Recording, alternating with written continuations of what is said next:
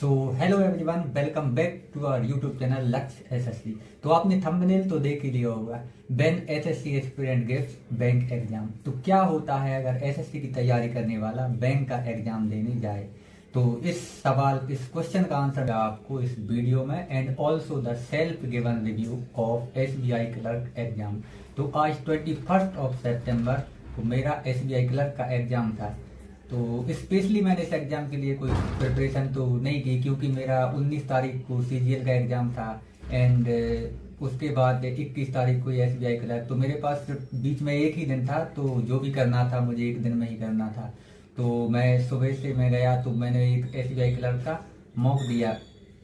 तो उसमें मुझे पता चला कि, और वैसे मैंने 2-3 मॉक पहले भी दे चुके थे एसबीआई क्लर्क के, तो उसमें ज़्यादा कुछ डिफरेंस मुझे नहीं लगा। बस थोड़ा टाइमिंग का और रीजनिंग का, इसमें रीजनिंग का लेवल थोड़ा हाई रहता है, थोड़ा क्या जमीन आसमान का फर्क है, ओनली बिकॉज ऑफ पजल्स। तो रीजनिंग में मेरा स्कोर उतना अच्छा नहीं आ रहा था, और मैथ्स और इंग्लिश तो मैं कर ले रहा था।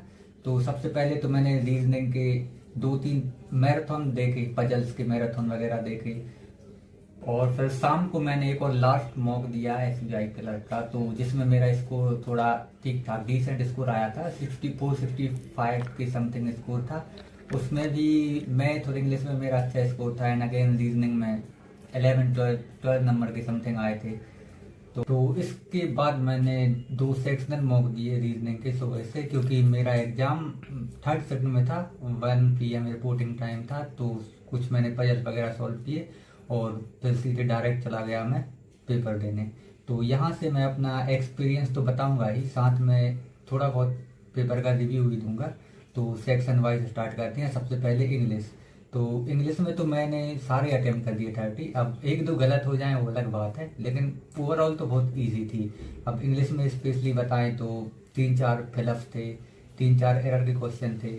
और एरर वो वैसे वाले एरर थे जैसे 2 पार्ट में एरर रहता है तो एक्सचेंज करने वाले, जैसे पार्ट ए और पार्ट बी में एरर है तो ए और डी को एक्सचेंज कर दो, ऐसे कुछ टाइप का एरर था। बाकी एक पैसेज था, पैसेज के अंदर ही 10 क्वेश्चन थे। और पैराजंबल थे, पैराजंबल एक ही था, उसी के 5 क्वेश्चन बना दिए थे। मतलब पहले सेंटेंस में क्या होगा, अगला क्वेश्चन सेकंड में क्या होगा, फोर्थ में क्या होगा, फिफ्थ में होगा, ऐसा मतलब एक ही पैराजंबल के 5 क्वेश्चन बना दिए। तो ओवरऑल इंग्लिश तो इजी थी, बाकी सब ने कर ही ली होगी। देन नेक्स्ट सेक्शन मैथ में आए, तो सबसे बड़ा सेटबैक तो मुझे यही लगा, क्योंकि मेरे मॉक में 28-29 में करेक्ट अटेम्प्ट करता था मैथ में। तो यहाँ जैसे मैं इस सेक्शन में आया तो स्टार्टिंग के 12 से 15 क्वेश्चन अरिथमेटिक के ही डाल दिए। और आपको पता ही है एसएससी वालों और अरिथमेटिक वालों का प्यार, तो छोड़ ही नहीं पाए। पहले क्वेश्चन से लाइन से करने लगे, तो 13 मिनट में कुछ 15 क्वेश्चन कर तो लिए, बाकी सब आंसर भी आ गए थे, लेकिन 13 मिनट चले गए, 15 ही क्वेश्चन हुए थे, फिर सिर्फ 7 मिनट बचे। तो फिर आगे जैसे ही मैं आगे गया तो एक डीआई मिला मुझे, डीआई में 2-3 मिनट डीआई में वेस्ट हो गए, ना उसका समझ में आया ना कुछ आंसर आया, तो फिर मैंने वो भी स्किप किया। तो लास्ट में मेरे पास सिर्फ 3 मिनट ही बचे, तो मैं लास्ट क्वेश्चन पे चला गया, लास्ट से स्टार्ट किया। वहाँ थे सिंप्लीफिकेशन के क्वेश्चन, मैथ्स तो वहीं से स्टार्ट होनी थी, पर मैंने गलत जगह से स्टार्ट कर दी। तो फिर लास्ट 3 मिनट में मैंने 6 क्वेश्चन किए, तो टोटल मेरे 21 ही अटेम्प्ट हो पाए मैथ्स में। और फिर जैसे पेपर के बाद में मैंने कुछ बैंकिंग वालों से बात की, तो फिर उन्होंने बताया कि उन लोगों ने लास्ट से स्टार्ट किया था पेपर, तो उनने अच्छे अटेम्प्ट किए 24-25। बाकी ज़्यादा तो किसी ने नहीं किए, क्योंकि मैथ तो थी, वो अरिथमेटिक कैलकुलेटर थी। पर जिसने लास्ट से स्टार्ट किया होगा तो उसने ज़्यादा अटेम्प्ट कर लिए, क्योंकि लास्ट में सिंप्लीफिकेशन के क्वेश्चन थे। मैंने गलत जगह से स्टार्ट कर दिया था। अब एसएससी वाले हैं, अब बैंकिंग का इतना कुछ पता नहीं है, तो हो गया वो।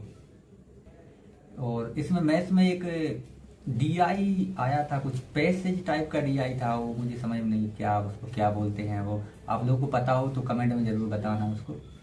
देन नेक्स्ट सेक्शन रीजनिंग में आए, तो रीजनिंग में तो लिटरली ज़्यादा एक्सपेक्ट कर ही नहीं रहे थे। मेरे मॉक में भी 12-13 नंबर आ रहे थे, तो बस इतने कुछ एक्सपेक्ट कर रहे थे। पर यहाँ क्या अपोजिट हो गया पूरा। मैथ्स में मेरे मॉक में नंबर आ रहे थे, पर यहाँ मेन एग्जाम में मैं कर नहीं पाया। और रीजनिंग में मॉक में नहीं आ रहे थे नंबर, पर यहाँ आ गए। मैंने रीजनिंग में 28 अटेम्प्ट कर दिए, मेरे लिए भी अनएक्सपेक्टेड थे ये। और रीजनिंग में 4-5 पजल आए थे, 10 मिसलिनियस के क्वेश्चन थे, तो 5 पजल में से मैंने 4 पजल कर दिए, और टोटल 28 अटेम्प्ट किए हैं रीजनिंग में। और ओवरऑल मैंने 79 अटेम्प्ट किए हैं, जो कि डिसेंट अटेम्प्ट हैं। अब देखते हैं रिजल्ट क्या होता है। बाकी आपने कितने अटेम्प्ट किए हैं तो आप कमेंट सेक्शन में ज़रूर बताइए।